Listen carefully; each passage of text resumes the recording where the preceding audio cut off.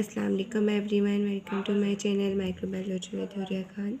So today my lecture topic is tools used in microbiology laboratory. So it's a list of important terms and functions of basic equipments and tools used in microbiology laboratory.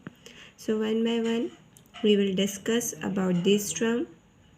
So in my coming videos we will discuss the whole lecture about culture media inshallah.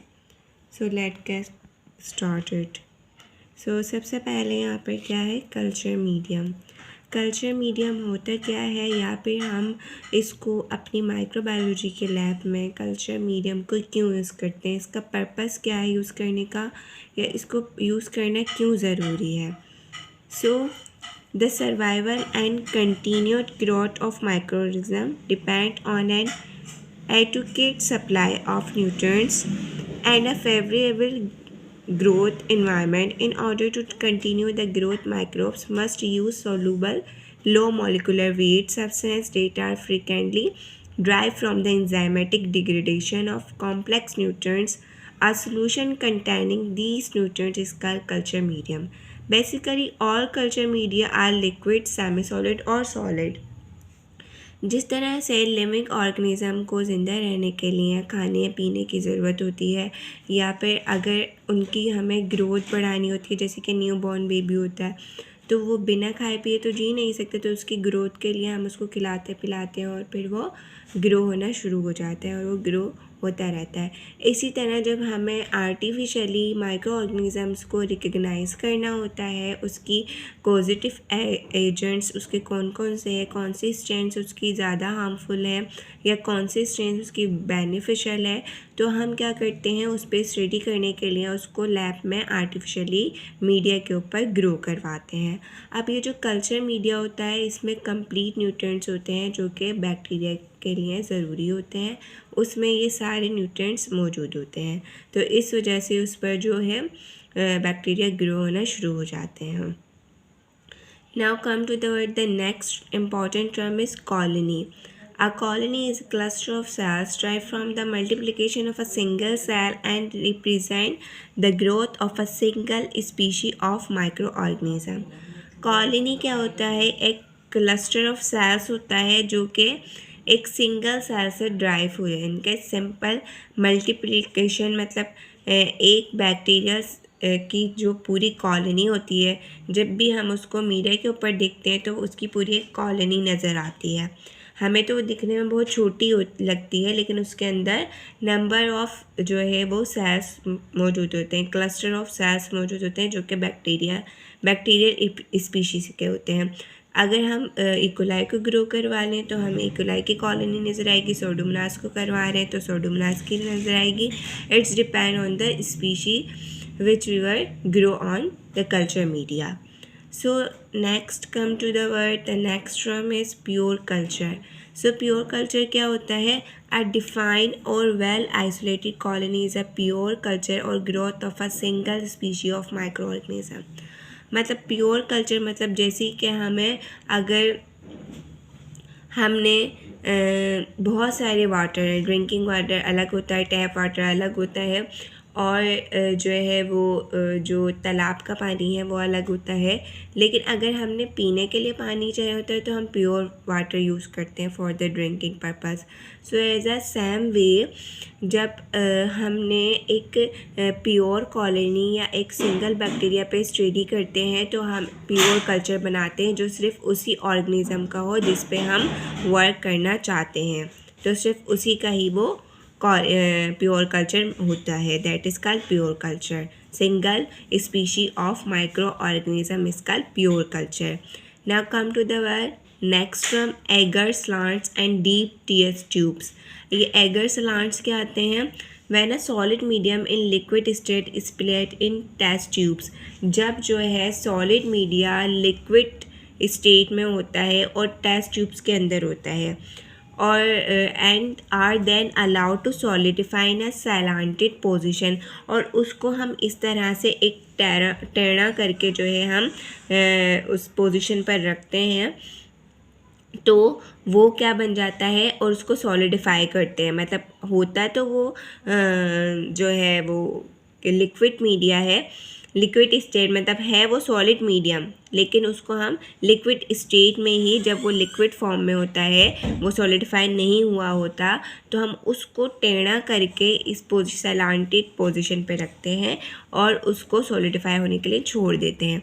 Produce an agar slant, this are useful in maintaining pure cultures when solid medium is allowed to harden in the upright position. Test tubes, it designed as agar deep test tubes which are used primarily for the study of the gaseous requirements of microorganism. अब जो deep tubes या फिर deep slant या eager सलांट्स होते हैं, ये हम जो है गैसियस फॉर्मेशन के लिए जो माइक्रो ऑर्गेनिज्म गैस प्रोड्यूस करते हैं, गैस की प्रोडक्शन करते हैं, जैसे कि एनारोब्स हो गए या फिर मोस्टली कॉलिफॉर्म बैक्टीरिया हो गए, ठीक है। तो इन बैक्टीरियाज के लिए या कौनी बैक्टीरिया में दूसरे बैक्टीरिया हो गए, हम मोस्टली क्या यूज़ करते हैं, उनको स्लांट बनाते हैं उसका। उसके बाद while loop and needles. While loop और निडल्स हम क्यों यूज़ करते हैं? They are made from inert metal such as platinum and are inserted into metal shafts that serve as handles. They are extremely durable instruments and are easily sterilized by incineration in the hottest portion of Bunsen burner flame. अब while loop हम हमेशा जो है किस लिए use करते हैं? क्योंकि वाइल लूप से हम इजीली उसको हीट करते हैं, और जब भी हमें कोई बैक्टीरिया इनोकुलेशन करनी होती है मीडिया न्यूट्रन एगर के ऊपर या फिर एमएच के ऊपर, कोई से भी मीडिया एगर के ऊपर अगर हमने करनी होती है, तो हम उस वाइल लूप को लेते हैं और उससे स्ट्रिक करते हैं उस प्लेट पर। तो हम इस तरह से उसको यूज़ करते हैं नीडल या वाइल लूप को, ठीक है। या अगर आप डीप एगर सलांट बना रहे तो उस पर आप निडल यूज़ करते हैं, ठीक है। डायरेक्ट स्टैबिंग करते हैं उसकी बिल्कुल सेंटर में, आप जो है वो स्टैब कर देते हैं, और स्टैब करने के बाद जो इनोकुलेशन होती है कॉलोनी की, वो उसके अंदर स्टैब हो जाती है, ठीक है। उसके बाद हमारे पास आता है नेक्स्ट टर्म, जो कि बहुत ही इम्पॉर्टेंट है medical microbiology point of view से, और जो हम इसमें एज अ टूल यूज़ करते हैं, तो वो है हमारे पास इंक्यूबेटर। सो इंक्यूबेटर क्या है? An incubator is use to maintain optimum temperature during necessary growth period. It resembles an oven and thermostatically controlled so that temperature can be varied depending on the requirement of a specific microorganism. Most incubator use dry heat. Moisture is supplied by placing a beaker of water in the incubator during growth period. Amused environments retards dehydration of the medium and thereby avoids false experimental results. तो ये एक optimum temperature, जैसे हमारे body का temperature होता है 37, उसमें जो है हमारे जितने भी इंटरनली हो रहे होते हैं मैकेनिज़्म, मेटाबॉलिज्म जो भी वो हो रहे होते हैं, इसी तरह एक बैक्टीरिया की स्पीशी को ग्रो करने के लिए, माइक्रो ऑर्गेनिज्म को ग्रो करवाने के लिए उनको एक पर्टिकुलर टेम्परेचर देना पड़ता है, जो कि हम इंक्यूबेटर यूज़ करके उसको पर्टिकुलर टेम्परेचर दे देते हैं। उसके बाद है oven. Oven provides dry heat, ठीक है। वहाँ पर क्या कर रहा था, वो म्यूस्ड हीट प्रोवाइड करता है, और मतलब बेसिकली वो टेम्परेचर देता है इंक्यूबेटर। ओवन क्या करता है, ये म्यूस्ड हीट के थ्रू स्टेरिलाइज करता है जितने भी ग्लास वेयर्स होते हैं आपके, टेस्ट ट्यूब्स हो गई, प्लेट्स, पेटी प्लेट्स हो गई, या कोई भी ग्लास टाइप आपका टूल्स हो गया जो कि आप लेबोरेटरी में यूज़ करते हैं, या पिपेट जो ग्लास वाले होते हैं, उन सब को स्लाइस करने के लिए हम ओवन यूज़ करते हैं, क्योंकि ये ड्राई हीट स्टेरिलाइजेशन के पर्पज़ के लिए यूज़ होता है। Used for the sterilization of petri plates and other glasswares like test tubes, pipettes. The sterility of glasswares is achieved at the temperature of 160 to 170 centigrade for 1 to hours. इसका particular temperature हम इसको set करते हैं, उसके बाद अपने glasswares वगैरह या पिपेट्स ओवन में रखते हैं। 160 से 170 सेंटीग्रेड होना चाहिए और 1 to 2 आवर्स के लिए रख देते हैं। उसके बाद हमारी जो नेक्स्ट हमें वो है autoclave. Autoclave use primary for the sterilization of culture medium. It provides moist heat under pressure. Sterility is achieve at 121 centigrade for 15 to 20 minutes of incubation. अब जैसे कि हम ग्लासवेयर्स के लिए ओवन यूज़ कर रहे हैं स्टेरिलाइज करने के लिए, ऐसी जब भी हम कोई लिक्विड चीज़ को स्टेरिलाइज करते हैं तो हम ऑटोक्लेव में रखते हैं, क्योंकि वो म्यूस्ड हीट प्रोवाइड करता है और मीडिया बिल्कुल स्टेरिलाइज हो जाता है, रेडी फॉर यूज़ हो जाता है। और ये हम करते हैं 121 सेंटीग्रेड होता है और 15 to 20 मिनट्स के लिए हम उसको इंक्यूबेशन देते हैं।